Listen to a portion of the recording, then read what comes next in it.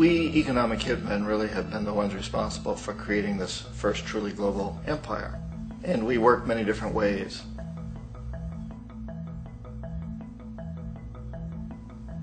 But perhaps the most common is that we will identify a country that has resources our corporations covet, like oil, and then arrange a huge loan to that country from the World Bank or one of its sister organizations.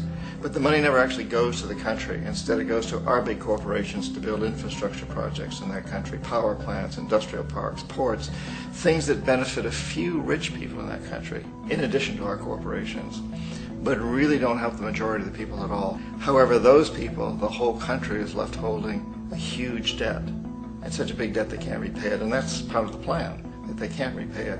And so at some point we economic hitmen go back to them and say, listen, you owe us a lot of money, can't pay your debt, so sell your oil real cheap to our oil companies. Allow us to build a military base in your country, or send troops in support of ours to someplace in the world like Iraq, or vote with us on the next UN vote.